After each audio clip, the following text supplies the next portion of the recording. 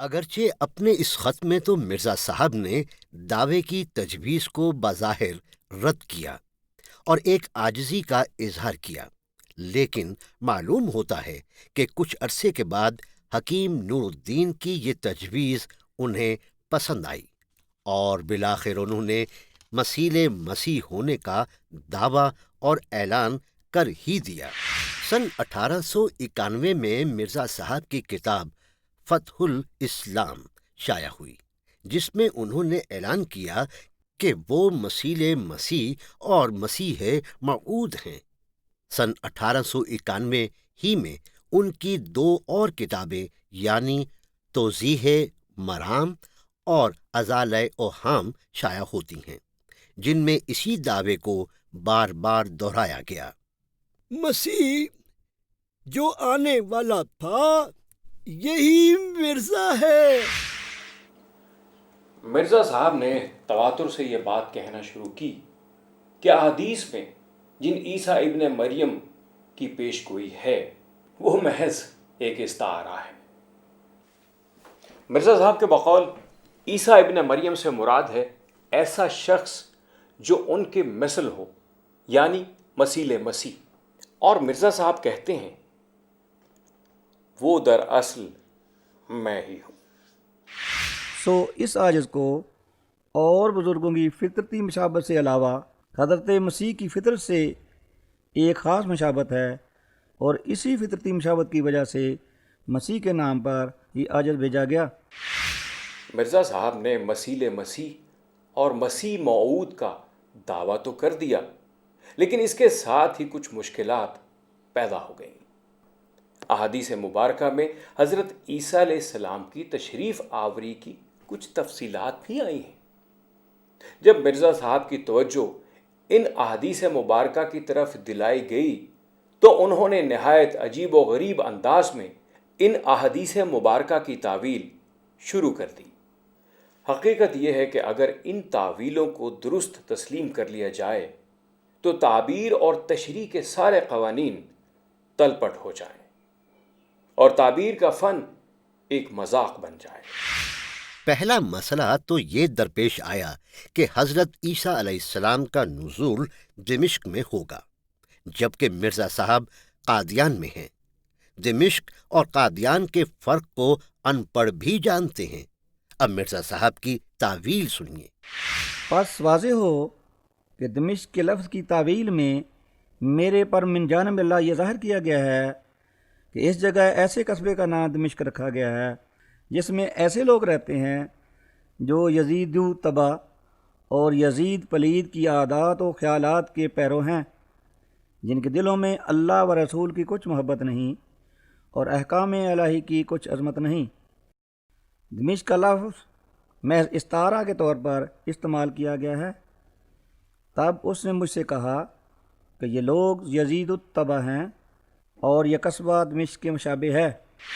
پھر احادیث کی روح سے دوسرا علمی اعتراض یہ پیدا ہوا کہ احادیث میں آیا ہے کہ جس وقت حضرت عیسیٰ علیہ السلام نزول فرمائیں گے ان پر 2 زرد چادریں ہوں گی۔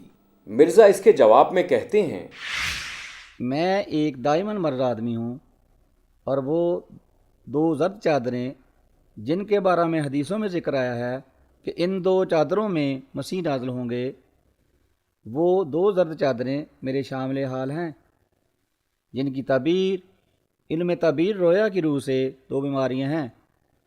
سو ایک چادر میرے اوپر کے حصہ میں ہے کہ ہمیشہ سر درد اور دوران سر اور کمی خواب اور تشنج دل کی بیماری دورہ کے ساتھ آتی ہے، اور دوسری چادر جو میرے نیچے کے حصہ بدن میں ہے وہ بیماری ذیابیطس ہے کہ ایک مدت سے دامنگیر ہے، اور بسا اوقات 100 دفعہ رات کو یا دن کو پیشاب آتا ہے، اور اس قدر کثرت پیشاب سے جس قدر عوارض ضعف وغیرہ ہوتے ہیں وہ سب میرے شامل حال رہتے ہیں۔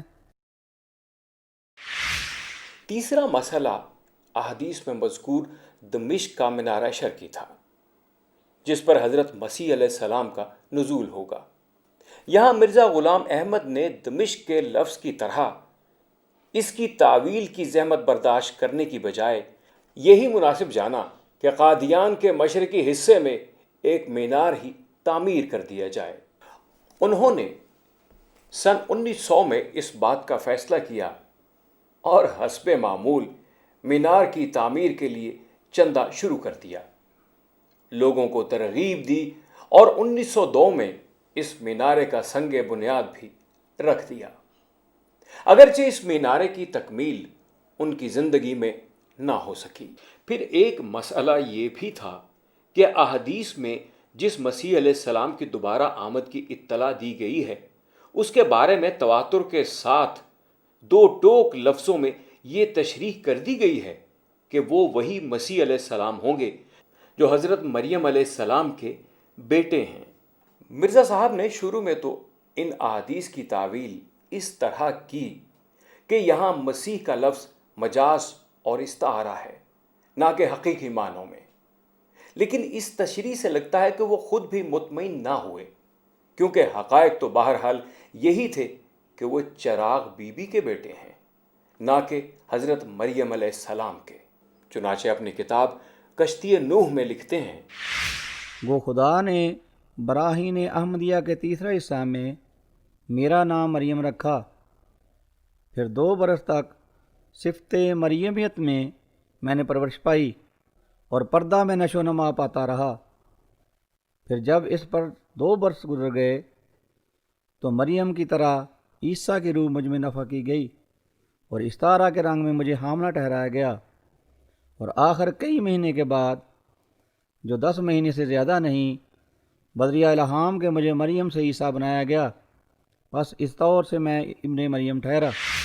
اس طرح مرزا صاحب مسیح مسیح سے جمپ لگا کر مسیح ابن مریم بن گئے، لیکن ان تمام دعووں کے باوجود سن 1900 تک مرزا صاحب ختم نبوت کے عقیدے پر قائم دکھائی دیتے ہیں۔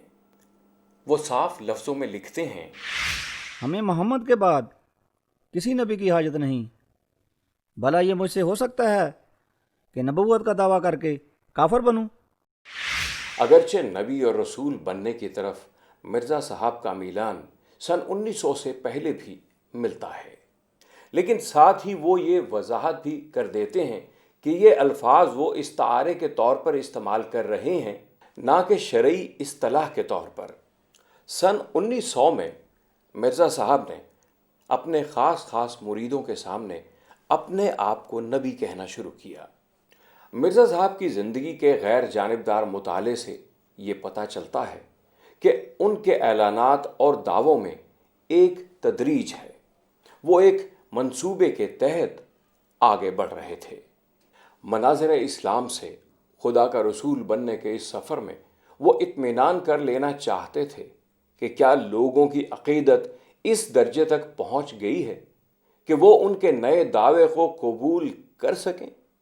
مرزا صاحب کے خیال میں یہ وقت آ چکا تھا، چنانچہ انہوں نے بہت واضح انداز میں نبوت کا دعویٰ کرنا شروع کیا۔ انہوں نے 1902 میں ایک رسالہ تحفۃ الندوہ کے نام سے لکھا۔ اس رسالے میں لکھتے ہیں، پس جیسا کہ میں نے بار بار بیان کر دیا ہے کہ یہ کلام جو میں سناتا ہوں یہ قطعی اور یقینی طور پر خدا کا کلام ہے، جیسا کہ قرآن اور تورات خدا کا کلام ہے، اور میں خدا کا ذلی اور بروزی طور پر نبی ہوں، اور ہر ایک مسلمان کو دینی امور میں میری اطاعت واجب ہے، اور ہر ایک جس کو میری تبلیغ پہنچ گئی ہے گو وہ مسلمان ہے، مگر مجھے اپنا حکم نہیں ٹھہراتا، اور نہ مجھے مسیح موعود مانتا ہے، اور نہ میری وحی کو خدا کی طرف سے جانتا ہے، وہ آسمان پر قابل مواخذہ ہے۔ مرزا صاحب حالات و واقعات کے مطابق اپنے دعووں میں ترمیم بھی کرتے رہتے تھے۔ جب ختم نبوت کے حوالے سے ان پر اعتراض کیا گیا تو انہوں نے کہا کہ وہ مستقل نبی نہیں بلکہ امتی نبی ہیں۔ جیسے شاعری میں ایک اصطلاح ہوتی ہے شتر گربا، تو 2 انمل چیزوں کو جوڑ دیا جائے۔ یا تو نبی ہوگا یا امتی ہوگا. امتی نبی کا مطلب ہوا کہ میں پرندہ انسان ہوں، میں اندھا بینا ہوں، میں بہرا شنوا ہوں. یہ کیا مطلب ہوا ان چیزوں کا؟ یہی ہے، یہ سب چیزیں عبرت دلاتی ہیں کہ حق سے انحراف کس طرح عقل کو خبط کر دیتا ہے. ہمیں یہ بات ضرور ذہن میں رکھنی چاہیے کہ پیغمبر اصل میں ملت کی اساس ہوتا ہے. یہ بات علامہ اقبال نے بھی بیان کی اپنے مشہور جو اسلام اور احمدیزم پہ جو انہوں نے آرٹیکل لکھا تھا کہ پیغمبر سے ملت بنتی ہے. یعنی یوں نہیں ہو، عقیدے سے ملت بھی بنتی ہے یقیناً، لیکن عقائد کی انٹرپریٹیشن میں بہت ایک ورائٹی ہوتی ہے. جیسے الہامی روایت کے بارے میں بہت ساری ورائٹیز ہیں. پیغمبر یہ کرتا ہے کہ وہ ایک تعبیر پر لوگوں کو جمع کرتا ہے، اس سے ایک اجتماعیت کی اساس پیدا ہوتی ہے. اس لیے اگر پیغمبر دو ہو جائیں یا پیغمبر ایک سے زیادہ ہو جائیں تو اجتماعیت کی اساس الہامی روایت کے اندر موجود نہیں رہتی. یعنی سیاسی نظم میں تو قائم رہ سکتی ہے، کسی اور نظم میں قائم رہ سکتی ہے. جب ہم الہامی روایت میں کسی اجتماعیت کے لیے اساس کو تلاش کرتے ہیں تو پیغمبر کے وجود کے سوا ہمیں کوئی اساس نہیں ملتی. اس لیے جیسے ہی ہم اپنے پیغمبر کو جدا کرتے ہیں، اس کا لازمی نتیجہ ہے، ہم چاہیں یا نہ چاہیں، ہم ایک نئی ملت کی بنیاد رکھ رہے ہوتے ہیں. جب کوئی آدمی یہ دعویٰ کرتا ہے کہ میں پیغمبر ہوں تو یہ واضح ہے کہ وہ اصل میں ایک نئی مذہبی اجتماعیت کی بنیاد رکھ رہا ہے. وہ چاہے یا نہ چاہے، وہ جو بات کہتا رہے، وہ کہتا رہے کہ میں کوئی بروزی پیغمبر ہوں، یہ کہتا رہے کہ میں کوئی ذلی پیغمبر ہوں، لیکن یہ بات واضح ہے کہ جیسے ہی وہ اپنے آپ کو پیغمبر ڈکلیئر کرتا ہے اس کے بعد یہ متعین ہو جاتا ہے کہ اب ایک نئی ملت کی بنیاد رکھ دی گئی. تو رسالت مآب صلی اللہ علیہ وسلم نے وہ اجتماعیت کی اساس فراہم کر دی. اب یہ تو ہو سکتا ہے جیسے انہوں نے خود فرمایا اس کی تجدید اور احیاء کا کام ہوتا رہے. یہ تو ہوگا کہ علماء آتے رہیں گے، فقہاء آتے رہیں گے، اہل علم اٹھتے رہیں گے جو اس دین کی تعبیر و تشریح کرتے رہیں گے. لیکن یہ تعبیر و تشریح کسی دعوے کے ساتھ نہیں ہوگی. یعنی اس تعبیر اور تشریح کا مطلب یہ ہے کہ ہم نے جیسے اللہ کی کتاب کو سمجھا، ہم نے جیسے اللہ کے پیغمبر صلی اللہ علیہ وسلم کی سنت اور دین کو سمجھا، ان کے بیان کردہ، ہم اس کو بیان کر رہے ہیں. اس میں اپنے طور پر وہ کوئی بات اضافہ نہیں کرتے. اور دوسری بات یہ کہ جو کچھ وہ کہتے ہیں وہ اس اسلوب میں کہتے ہیں کہ ہم جو کہہ رہے ہیں یہ ہماری تفہیم ہے. ہمارے قدیم آپ سارے اسلاف کے لٹریچر کو اٹھائیے تو ان کی کتب کے آخر میں ایک جملہ آپ کو ملے گا اور وہ ایک بات کہتے ہیں ھذا ما ہندی واللہ عالم بالصواب. ہم نے جیسے سمجھا ہم نے بیان کر دیا، ہمارا کوئی دعویٰ نہیں ہے، صحیح بات کیا ہے یہ اللہ کے سوا کوئی نہیں جانتا. پیغمبر جو ہوتا ہے وہ دعوے کے ساتھ کھڑا ہوتا ہے. یہ بات یاد رکھنے کی ہے. پیغمبر دلیل کے ساتھ بعد میں کھڑا ہوتا ہے، دعوے کے ساتھ پہلے کھڑا ہوتا ہے. وہ دعوے کے حق میں دلیل فراہم کرتا ہے، لیکن دلیل اساس نہیں ہوتی اس کے مقدمے کی. اس کی مقدمے کی اساس دعویٰ ہوتا ہے. عام عالم جب گفتگو کرتا ہے تو وہ اپنے مقدمے کی اساس دعوے پر نہیں رکھتا، اپنی دلیل پر رکھتا ہے، اپنے استدلال پر رکھتا ہے. یہ فرق ہوتا ہے. تو ملت کے اندر مجددین پیدا ہوتے رہیں گے، احیاء کرتے رہیں گے دین کا، لیکن وہ دعوے پر نہیں کھڑے ہوں گے، وہ پھر دلیل پر کھڑے ہوں گے. اور آپ کے پاس یہ حق ہوتا ہے کہ اس دلیل کو قبول کرے، آپ کے پاس حق ہوتا ہے کہ اس کو رد کرے. ذلی کی کیا ضرورت ہے؟ اگر میرے پاس اصل کی گائیڈنس موجود ہے تو مجھے ثانوی کی کیا ضرورت ہے؟ اس کی ضرورت نہیں ہے. اور پھر ریلیجن کا یہ کریکٹر نہیں ہے کہ ڈیفینیٹ لائنز لگانے کے بعد بلرڈ لائنز سے سہارا لے کر بات کو کرے. جب ایک ڈیفینیٹ پوزیشن آ گئی پروفٹ کی کہ وہ نبی ہی تھے، رسول تھے، اللہ کی طرف سے بھیجے گئے تھے، قرآن نے کہا، انہوں نے کہا، دنیا نے گواہی دی، اور ہسٹوریکل ڈائلیکٹسزم سے بھی یہ بات نکلتی ہے کہ وہ اسی لائن کے آدمی ہیں، پھر بلرڈ لائنز کا سہارا لینے کی ضرورت کیوں ہے؟ کیا الٹی گنگا بلرڈ لائنوں سے چلتے ہوئے کلیئرٹی کی طرف تو جایا جا سکتا ہے، کلیئر لائنوں سے چلتے ہوئے بلرڈ لائن کی طرف آنا آپ الٹا چلانا چاہتے ہیں. It doesn't make sense. دوسرا خلیفہ مرزا بشیر الدین محمود نے بھی مرزا صاحب کو نہ ماننے والوں کے لیے، کیونکہ مرزا صاحب کو سچا نہیں مانتے، ان کے لیے اسی بات کا فتویٰ دیا ہے کہ ہر ایک شخص جو موسیٰ علیہ السلام کو تو مانتا ہے مگر عیسیٰ علیہ السلام کو نہیں مانتا، یا عیسیٰ علیہ السلام کو تو مانتا ہے مگر محمد صلی اللہ علیہ وسلم کو نہیں مانتا، یا محمد صلی اللہ علیہ وسلم کو تو مانتا ہے مگر مسیح موعود یعنی مرزا کو نہیں مانتا، وہ نہ صرف کافر بلکہ پکا کافر اور دار اسلام سے خارج ہے. اب یہ حوالہ واضح طور پر اس بات کو واضح کرتا ہے کہ مرزا صاحب کو ذلی بروزی صرف نبی نہیں مانتے، تمام احمدی حضرات. موسیٰ علیہ السلام کی طرح، عیسیٰ علیہ السلام کی طرح اور محمد رسول اللہ صلی اللہ علیہ وسلم کی طرح نبی مانتے ہیں۔ اگر ایسی بات نہ ہوتی تو پھر نہ ماننے والے کو کفر کا فتویٰ ان کے بارے میں نہ دیا جاتا کہ وہ کافر ہیں۔ پھر وہ کہنے لگے کہ وہ دراصل غیر تشریعی نبی ہیں، یعنی وہ نبی تو ہیں لیکن نئی شریعت لے کر نہیں آئے۔ لیکن ان کی تصانیف سے یہ بھی ثابت ہوتا ہے کہ وہ اپنے آپ کو مستقل صاحب شریعت نبی مانتے تھے۔ انہوں نے اپنی کتاب اربعین میں تشریعی یا صاحب شریعت نبی کی تعریف کی ہے کہ جس کی وحی میں امر و نہیں ہو، یعنی وہ کسی کام کے کرنے کا حکم دے اور کسی بات سے منع کرے۔ وہ مزید لکھتے ہیں کہ صاحب شریعت نبی کے لیے یہ ضروری نہیں کہ وہ نئے احکام لائے، اگر وہ گزشتہ نبی کے امر و نہیں کو جاری کرے تو وہ بھی صاحب شریعت نبی ہے۔ پھر وہ صاف دعویٰ کرتے ہیں کہ وہ اس تعریف کی روح سے صاحب شریعت نبی ہیں۔ وہ لکھتے ہیں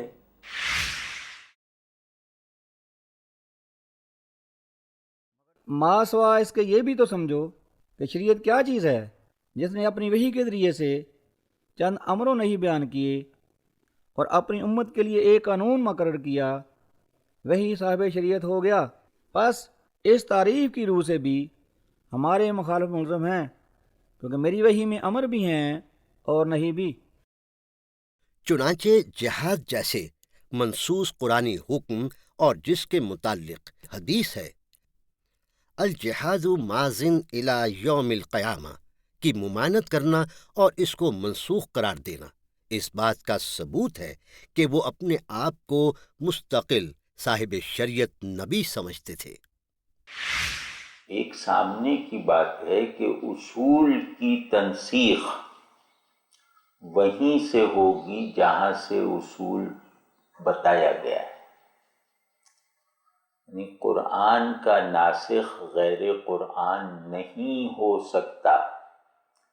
تو اگر جہاد کا حکم قرآن میں آیا ہے، اگر جہاد سنت کا ایک مین کانٹینٹ ہے، اگر جہاد سوانح نبوت کی ایک مرکزی روایت ہے، تو اتنے عظیم الشان اور تاریخ میں حق کو پریزنٹ رکھنے والے اصول کی تنسیخ کا سامان بھی قرآن سے اور رسول اللہ صلی اللہ علیہ وسلم کے فرمان سے ہونا چاہیے۔ نبوت کا دعویٰ کرنے کے بعد بھی شاید مرزا صاحب پوری طرح مطمئن نہ ہوئے، چنانچہ انہوں نے بہت سے عجیب و غریب دعوے کیے اور بعض دعووں میں انہوں نے اپنے آپ کو انبیاء علیہم السلام سے بھی افضل قرار دیا۔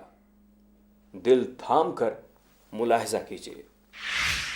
میں وہی مہدی ہوں جس کی نسبت ابن سیرین سے سوال کیا گیا تھا کہ کیا وہ حضرت ابو بکر کے درجے پر ہے، تو انہوں نے جواب دیا تھا ابو بکر کیا، وہ تو بعض انبیاء سے بہتر ہے۔ میری سیر ہر وقت کربلا میں ہے، 100 حسین ہر وقت میری جیب میں ہیں۔ انبیاء اگرچہ بہت سے ہوئے ہیں مگر میں معرفت میں کسی سے کم نہیں ہوں۔ میری آمد کی وجہ سے ہر نبی زندہ ہو گیا، ہر رسول میرے پیراہن میں چھپا ہوا ہے۔ تمام دنیا پر آسمان سے کئی تخت اترے پر تیرا تخت سب سے اونچا بچھایا گیا۔ بعض لوگوں کے لیے اپنی اتھارٹی امپوز کرنا، اسے اسٹیبلش کرنا ایک بہت بڑا سائیکک آئیڈیل ہوتا ہے۔ تو میری نظر میں دعویٰ نبوت کا ایک بنیادی نفسیاتی محرک اپنی اتھارٹی کو ڈیوائنلی اسٹیبلش کرنے سے ظاہر ہوتا ہے۔ تو مرزا غلام احمد صاحب کے بارے میں یہ بات مطلب تجزیے کے نتیجے کے طور پہ کہہ رہا ہوں، کسی مذہبی جذباتیت سے نہیں، کہ وہ بہت سارے نفسیاتی مسائل کا شکار تھے اور اپنی جاہ کو اسٹیبلش کرنے کے لیے اپنی مرکزیت کے قیام کے لیے وہ بڑی سے بڑی قیمت دے سکتے تھے، وہ قیمت چاہے خدا، قرآن اور رسول ہی کیوں نہ ہو۔ یہ بات میں ان کے لٹریچر کے تجزیے سے پہنچا ہوں، اور ان کے اندر نفسیاتی توازن اور ذہنی گہرائی کی بہت شدید کمی تھی۔ لیکن غلام احمد صاحب کی حب جاہ کا یہ عالم ہے کہ انہوں نے آخر الانبیاء خود کو بنا رکھا ہے۔ اب یہ الاؤ نہیں کرتے کہ ان کے بعد کوئی دعویٰ نبوت کرے، اور وہ عجیب طرح کی فیلسیز کے ذریعے سے اپنا آخر الانبیاء ہونا انہوں نے اپنے ماننے والوں کو باور کروایا۔ میرا قدم اس منارے پر ہے جہاں تمام بلندیاں ختم ہیں۔ تعلق کی تمام انواع کو جوہر تواضع پر نبھانا اور چلانا، یہ اخلاق ہے۔ یعنی جو آدمی جوہر تواضع اور مادہ انکسار سے عاری ہو، اس کے اندر اخلاق کے دیگر مظاہر اگر دکھائی بھی دیں تو وہ ناقابل اعتبار ہے۔ یہ مسلمہ ہے اخلاق کے بارے میں۔ اخلاق نام ہے ہیوملٹی سے پیدا ہونے والے درخت کا، جس کے مختلف پھل ہیں، ان کے الگ الگ نام ہیں، لیکن یہ درخت جس بیج سے اگتا ہے وہ بیج ہے انکسار، تواضع، اپنے آپ کو بڑا نہ جاننا دوسرے کے مقابلے میں۔ تو تواضع ہی اصل میں ملکہ اخلاق ہے۔ تو اس پہلو سے بھی اگر مرزا صاحب کی شخصیت کا تجزیہ کیا جائے تو ان کے ہاں جو چیز سب سے زیادہ غائب نظر آتی ہے وہ یہ تواضع ہے۔ وہ جہاں اللہ کے آگے بھی انکسار اختیار کرتے دکھائی دیتے ہیں تو وہ انکسار بھی مصنوعی لگتا ہے۔ مثلاً ایک جگہ کہتے ہیں کہ اللہ جوہر شناس ہے، جبھی تو میرے پاس لوگوں کو بھیجتا ہے۔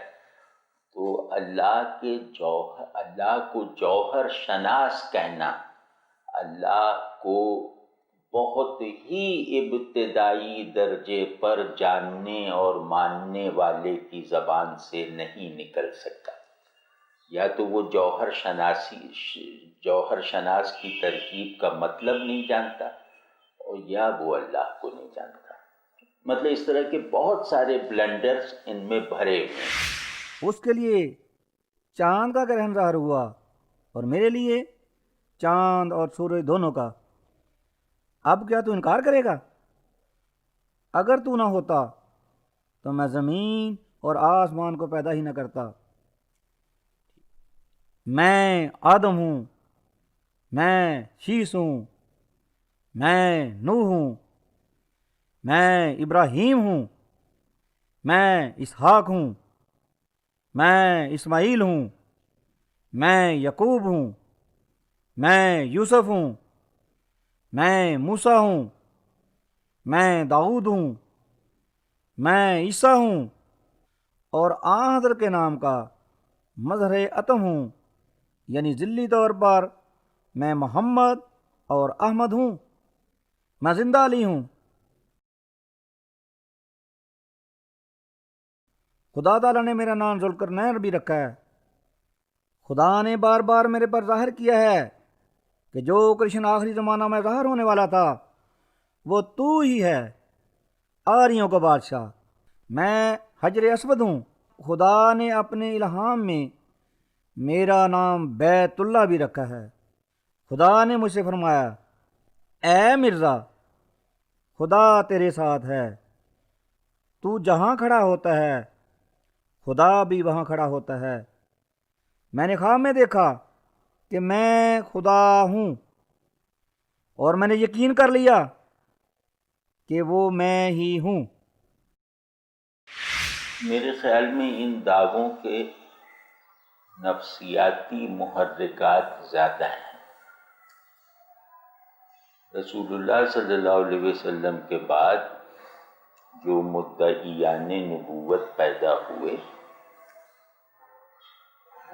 میں ذرا سا سخت لفظ استعمال کروں تو یہ کہنے کی مجھے اجازت دیجیے کہ وہ مذہبی ذہن کے حامل لوگ نہیں تھے، وہ خدا پرستی کے خمیر سے بنے ہوئے لوگ نہیں تھے۔ ان کے کچھ مقاصد تھے اس دعوے کے پیچھے، جو مقاصد بہت دن تک اوجھل نہیں رہے۔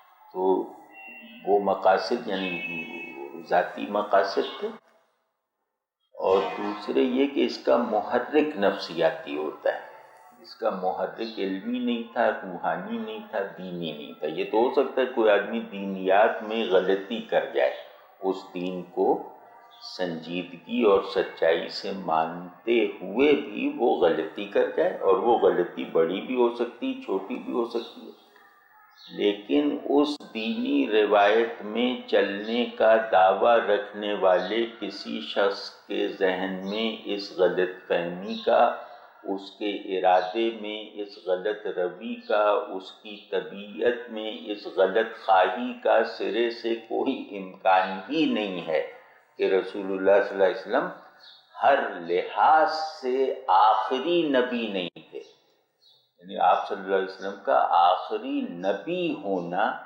مسلمانوں کا توحید جیسا مرکز ہے، یعنی مسلم امہ کا دائرہ جس مرکزی نقطے کے گرد بنا ہوا ہے، وہ مرکزی نقطہ ختم نبوت ہے۔ مسلم امہ کو اپنی تشکیل کا کوئی بھی سبب نہیں دریافت ہو سکتا ختم نبوت سے دستبردار ہو کر، حتیٰ کہ ہم ختم نبوت کی جگہ اگر توحید باری تعالیٰ کو بھی رکھ دیں تو یہ دائرہ ٹوٹ جائے گا۔ ہمارے دائرے کو مکمل، محکم اور مستقل کرنے والا مرکز عقیدہ ختم نبوت ہے۔ تو جو شخص بھی مسلمان ہونے کے ادعا کے ساتھ ایسا کوئی دعویٰ کر رہا ہے تو اس میں اسے غلط فہمی کا لائسنس نہیں ملے گا، کیونکہ یہ غلطی نیچرل نہیں ہے، یہ غلطی نماز اور وضو کے مسائل یا توحید کے دلائل میں ہونے والی غلطی نہیں۔ یہ تو ہو سکتا ہے کہ میں توحید پہ دلیلیں دوں، اس میں سبھی غلط ہوں، یہ ہو سکتا ہے کہ میں رسالت پہ آرگو کروں اور میرا آرگومنٹ ہی بے اثر اور غلط ہو، لیکن اس سے میرا توحید اور رسالت کے ساتھ تعلق مشتبہ نہیں ہوتا، چیلنج نہیں ہوتا، نگیٹ نہیں ہوتا۔ میں اسی روایت توحید و رسالت کے ایک ماننے والے کے طور پر موجود رہنے کا جواز رکھتا ہوں، مجھے کوئی اس دائرے سے نکال نہیں سکتا اتنی بڑی غلطیوں کے باوجود۔ جیسے ہمارے یہاں معتزلہ وغیرہ تھے، انہوں نے بہت اصول میں غلطیاں کی، لیکن انہیں اس دائرے سے باہر نہیں نکالا گیا، وہ مسلم روایت ہی کا ایک مکتبہ فکر ہے۔ تو لیکن ایسی غلطی کہ آدمی سمندر پہ کدال چلانے لگے تو اس کو کہا جائے گا کہ اس سے سمندر سے کوئی تعلق نہیں۔ جو مٹی میں تیراکی کرنے کا مظاہرہ کرے اس کے بارے میں یہ کہا جائے گا کہ اس کا زمین سے کوئی تعلق نہیں۔ اسی طرح جو اسلام میں ختم نبوت کے مسلمے میں کوئی گنجائش نکالنے کی کوشش کرے تو اس کے بارے میں یہ کہنا بھی اتنا ہی فطری ہے کہ اس کا اسلام سے کوئی تعلق نہیں، نہ ذہنی نہ ذوقی۔ ان بلند و باند دعووں کے ساتھ مرزا صاحب پوری امت مسلمہ کو جو انہیں تسلیم نہیں کرتی کافر قرار دینے لگے۔ مجھے الہام ہوا ہے کہ جو شخص تیری پیروی نہیں کرے گا اور تیری بیعت میں داخل نہیں ہوگا وہ خدا، اس کے رسول کی نافرمانی کرنے والا جہنمی ہوگا۔ خدا تعالیٰ نے میرے پر ظاہر کیا ہے کہ ہر ایک وہ شخص جس کو میری دعوت پہنچی ہے اور اس نے مجھے قبول نہیں کیا ہے وہ مسلمان نہیں ہے۔ مرزا بشیر الدین محمود اپنی کتاب آئینہ صداقت میں لکھتے ہیں، ہمارا یہ فرض ہے کہ غیر احمدیوں کو مسلمان نہ سمجھیں اور ان کے پیچھے نماز نہ پڑھیں۔ اس طرح بانی جماعت اور بعد میں آنے والے لوگوں نے خود ہی اپنے آپ کو ملت اسلامیہ سے منقطع کر لیا۔ دیکھیں جی، پاکستان جب بنا تھا تو انہوں نے اپنے آپ کو مسلمانوں سے ایک الگ، وہ تو کہتے ہیں جی ہمیں الگ کیا گیا، انہوں نے خود ابتدا ہی اس بات سے کی، انہوں نے کہا جی ہم ایک الگ مذہب ہے، اور انہوں نے اپنے آفیسرز کے نام بھی لسٹ باؤنڈری کمیشن کو دیے تھے، اور اس میں آرم سروسز کے اندر بھی جو ان کے لوگ تھے، سول سروس کے اندر لوگ تھے، جو ان کی کمیونٹی کی تعداد تھی وہ بھی بڑھا چڑھا کر انہوں نے یہ بیان کی کہ جی ہم نہ ہندو ہیں نہ مسلمان ہیں، ہم ایک الگ مذہب ہے۔ اور ان کے جو بڑے تھے بشیر الدین محمود صاحب، ان سے کسی نے پوچھا کہ اگر کوئی مسلمانوں میں سے کوئی مر جائے تو اس کے جنازے میں شریک ہونا، ان کا قتل نہیں۔ انہوں نے کہا جی اگر کوئی بچہ فوت ہو جائے جس کو ابھی پتہ بھی نہ ہو کہ آپ نے کوئی اعلان کیا ہوا نبوت کا کہ نہیں، انہوں نے کہا کہ یہ مذہب کا معاملہ ہے، یہ سوشل ریلیشن شپ کا معاملہ نہیں ہے، وہ اس میں بھی آپ شریک نہیں ہو سکتے۔ اس قدر سختی، تو اس وجہ سے یہ انہوں نے اپنے آپ کو خود الگ کیا۔ قائد اعظم صاحب کا جنازہ، اس کی تصویریں موجود ہیں جس میں ساری دنیا جنازہ پڑھ رہی ہے، بانی پاکستان کا، جنہوں نے ان کو وزیر خارجہ رکھا تھا، اور یہ جو ہے ایک پتھر سا ہے، اس کے اوپر بیٹھے ہوئے ہیں، وہ تصویر مجھے یاد ہے، بازو اوپر کیے ہوئے گرمی کی وجہ سے۔ تو بعد میں پریس والوں نے پوچھا ان سے کہ آپ جنازے میں شریک کیوں نہیں ہوئے؟ انہوں نے کہا یہی سمجھ لیں کہ ایک اسلامی ملک کا میں غیر مسلم وزیر ہوں، یا ایک غیر مسلم ملک کا میں مسلمان وزیر ہوں، یعنی اگر وہ مسلمان ہے تو میں نہیں ہوں، اگر میں ہوں تو وہ نہیں ہے۔ اس لیے میں یعنی ایک تہذیبی سلسلے کے اندر ایک پرامن بقائے باہمی کے تحت غیر مسلم بھی جنازوں میں شریک ہو جاتے، کھڑے ہو جاتے ہیں، انہوں نے یہ بھی گوارا نہیں کیا۔